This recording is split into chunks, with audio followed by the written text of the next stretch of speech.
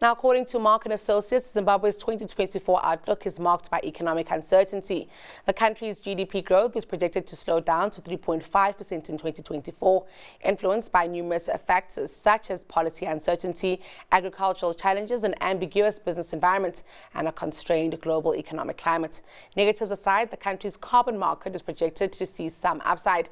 And joining us to unpack the nation's economic outlook in greater detail is Batanai Matsika, who's Director of Insights and Research at Mark and Associates. Batanai, thank you for your time and a good afternoon to you. It's a pleasure. Thank you so much. All right, let's talk on the overall sentiment for 2024. When we speak about uncertainty, it is a completely uncertain world, Batanai. Everywhere we look around the world, I think it is uncertain. But I'm very keen to find out about how we can contextualize Zimbabwe in this global environment and then, as a domestic market. Interesting. So you find that for a country like Zimbabwe, given the global headwinds and some of the country-specific issues, you find that there's been a lot of changes, especially around the fiscus and even the monetary policy. I think in November, we put out a report around the budget itself, where there was an increase in taxes, in fees, and the like. So that has created an environment of uncertainty, especially when you then consider that Zimbabwe still remains, on the low side, just looking at the structure of the economy and, the presence of SMEs and the like. So there's been a lot of changes around tax regulations, because the way we look at it, the government itself, in terms of its coffers, is cash-strapped, and therefore they're basically looking at ways of generating revenues. But of course, there's need to strike a balance between revenue generation and also promoting growth within the broader economy. So that has created an environment of uncertainty, policy shifts, and we expect that to continue, especially when you then consider the monetary policy that's going to be announced, I think, in the next 2 weeks or so. But tell us how sanctions continue to affect the Zimbabwean economy. Okay, so when we talk about the political environment, I think, of course, we're coming from elections, but what that means also, or what's important to look at, is how Zimbabwe is positioned for access to capital, access to international partners. I think that has been a major issue, given that Zimbabwe has had to look inside in terms of funding itself.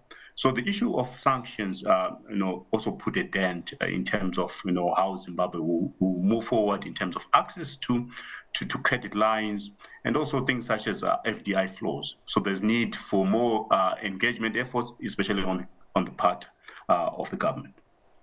Let's also touch here on what we are expecting to happen in terms of the growth trajectory. We speak about plus 3%, and I think that's quite reasonable, Batanai, but it's also possible that it's not enough to really, move that on to citizens and to see a robust economy that can create enterprises and also thriving lives.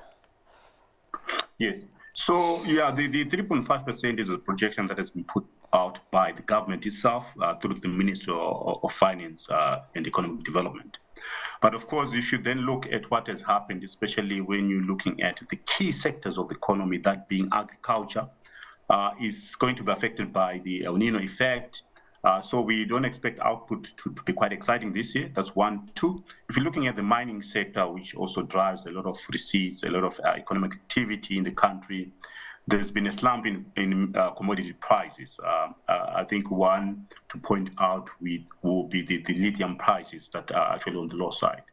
So given that backdrop, and also given some of the structural issues, capital constraints, policy inconsistencies, and the like, we think that a 3.5% mark will be very difficult to achieve in 2024. In fact, we've done our own assessment. We think that growth will be sluggish. I think 2% will be a reasonable forecast, given what we're seeing on the ground. Let's also touch on the issues that we're seeing in terms of the carbon markets, because this is a part of the market that I think is still well into development and might also be able to exist outside of legacy economic issues here and actually turn out to be a green shoot for the economy. Yes, I think the carbon markets are a big opportunity for Zimbabwe, given that they represent a reduction in greenhouse, emissions into the atmosphere and the like. But the bottom line is about issues to do with power. I think in the report, one thing that we point out is that there's been a lot of electricity shortages that are affecting GDP growth. But if you then look at things such as renewable energy, I think that's a big opportunity for Zimbabwe. I think as Mark and Associates, we've also been advising a lot of clients, a lot of project promoters that are coming up with these interesting solar projects that we think will feed into the grid and help in terms of the economic growth trajectory. But over and above that, it's also to do with project financing. Financing is a huge issue here in Zimbabwe, given, of course, some of the factors that we discussed. Access to credit lines is also on the difficult side. But if you then are able to tap into the credit, this carbon credit market, there's an opportunity to make this project more viable, especially for some of these green investors that are more global. They can actually invest in the project itself because it becomes more viable, because you can then generate more income through trading of those credits on different markets. I want to just touch also on investments here and, the inflow of investment into the Zimbabwean economy, because, of course, I think as developing nations, we are always seeking investment here.